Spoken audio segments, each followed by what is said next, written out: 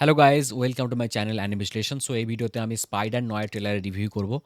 So আমি ট্রেলারটা দেখলাম, ট্রেলারটা আমার খুব ভালো লেগেছে। এখানে Nicolas Cage as a Spiderman act করবে। আর এখানে সিনেমা স্পাইডার নয়ের নাম দেওয়া হচ্ছে, নয়ের সিনেমাটোগ্রাফি ট্রিটমেন্ট করা হবে এই সিনেমা, এই স্টোরিটাকে। নয়ের ট্রিটমেন্ট মিনস, নয়ের in the French means black. So black and white treatment হতে চলেছে। এখানে কালার কম থাকবে, ব্ল্যাক অ্যান্ড হোয়াইট শ্যাডোজ বেশি থাকবে।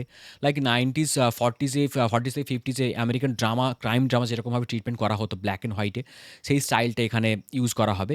আর অন্যান্য যে নয়ের যে স্টাইলে মুভি, সিন সিটি আরও মুভি আছে যেগুলো দেখলে বুঝতে পারবে কালারের থেকে ব্ল্যাক অ্যান্ড হোয়াইট শ্যাডোজটাকে খুব সুন্দরভাবে ইউজ করা হয়েছে। আর আর খুবই হাইলাইটেড করে, লাইক ফ্রেমিংটি এত দারুণ, ফ্রেমিং বা সিনেমাটোগ্রাফি ট্রিটমেন্টটা মানে ইউনিক, অন্যান্য মুভির তুলনায় অনেক আলাদা। এখানে মুখটাকে বেশি দেখাবে না, শ্যাডোজ দেখাবে, হাফ দেখাবে, এই ট্রিটমেন্টটা থাকবে। আর এটা ক্রাইম ডিটেকটিভ মুভি হতে চলেছে। স্পাইডারম্যান কম, ডিটেকটিভ বেশি। মানে বলতে পারো যে স্পাইডারম্যান যদি ব্যাটম্যানের মতো ডিটেকটিভ হয় সিনেমাটিক ইউনিভার্স, তাহলে কীরকম হতে চলেছে, সেটা কেমন হবে। এখানে স্পাইডারম্যান সব কিছুই ব্ল্যাক, ড্রেস ব্ল্যাক, মুখের মাস্ক অ্যান্ড অল, অ্যান্ড যে স্পাইডার ওয়েবটা ছাড়বে সেটাও পুরো ব্ল্যাক ছাড়বে। পুরো স্পাইডারম্যান নর্মালি যেরকম দেখে এসছি আমরা, তার থেকে ঠিক অপোজিট হবে। অন্য অন্য স্পাইডারম্যান খুবই কালারফুল ওয়ার্ল্ড, এখানে পুরো ব্ল্যাক অ্যান্ড হোয়াইট।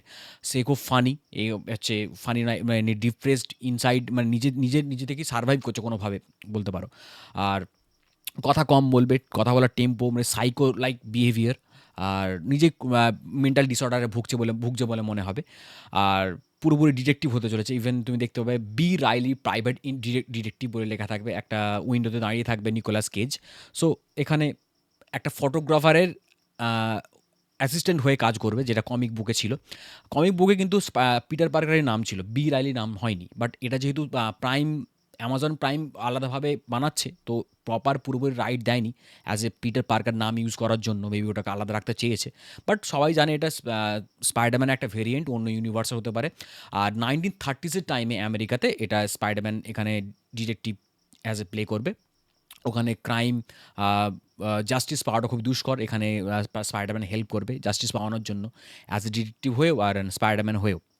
সো এখানে মিস্টার অসবর্নও থাকবে, যেটা নাম হয়তো চেঞ্জ করে দিতে পারে, যেহেতু পিটার পার্কার রাখেনি, অসবর্ন নাম চেঞ্জ করে দিতে পারে। তবে কাছাকাছি ওরকম কিছু নাম রাখবে বলে মনে হচ্ছে। ভালচার থাকবে, যে ক্যারেক্টারগুলো কমিক বুকে ছিল। ভালচার হচ্ছে অসবর্নের হয়েই কাজ করবে। আরও আছে। আহ, যে যে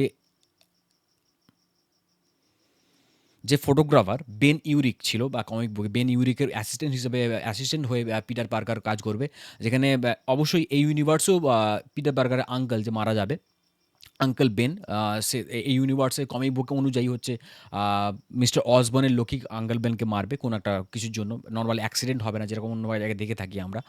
আর ওখান থেকে আর কি বেন ইউরিক যে ফটোগ্রাফার, ও আহ, পিটার পার্কারকে দেখে ওকে নিজের অ্যাসিস্ট্যান্ট করবে। দেন ওখান থেকে পিটার পার্কার বেন ইউরিককে হেল্প করবে বিভিন্ন ক্রাইমের এভিডেন্স জোগাড় করার জন্য। সো ওখান থেকেই স্টার্ট হয়। মানে প্রথমে বলতে পারো, প্রথমে ও ডিটেকটিভ ছিল, দেন পরে স্পাইডারম্যান হবে। সেটা কেন হবে সেটা মুভির মধ্যে দেখতে পাবে। একই রকম স্টোরি ওরকমই, বাট ডিফারেন্ট সিচুয়েশন সিনারিওতে তৈরি হবে। সো এখানে ট্রিটমেন্টটা পুরো নয়া স্টাইল হতে চলেছে। আর দুরকম ওয়েতে বের হবে, অথেন্টিক ব্ল্যাক অ্যান্ড হোয়াইটে, আর colour mixed and black and white ট্রিটমেন্টে বের হবে। আর তুমি অনেক কটা দেখবে উপর বিল্ডিং থেকে কেউ পড়ছে, এই বিল্ডিং থেকে স্লো মোশনে পড়া যে স্টাইলটা, জ্যাক স্নাইডারের মুভি থেকে অনেকটা ইন্সপায়ার্ড বলতে পারো। ওয়াচম্যান মুভি যারা দেখে থাকবে, অ্যান্ড ওয়াচম্যান মুভিতে আমাদের রশাকও দেখে থাকবে, রশানের দাঁড়িয়ে আছে বিল্ডিংয়ের উপরে, পেছনে লাইটিনিং যাচ্ছে, এরকম একটা সেম সিন হুবহু একদম কপি টু পেস্ট বলতে পারো। এখানে নয়া স্টাইলে এরকম স্পাইডারম্যান ব্ল্যাক স্যুট পরে দাঁড়িয়ে আছে, পেছনে লাইটিনিং চলে গেল, স্লো মোশনে দেখাচ্ছে। তো জ্যাক স্নাইডার দেখে বুঝতে পারবে যে এটা ওরা ওখান থেকেই নেওয়া। আর জ্যাক স্নাইডার যে কোনো মুভি বলতে পারো, যেরকম ক্রিস্টোফার নোলানও বলেছে, যে কোনো সুপার হিরো মুভি বের করলে জ্যাক স্নাইডারের একটা ইনফ্লুয়েন্স থাকবে, একটা ব্লু প্রিন্ট হিসেবে বলতে পারো।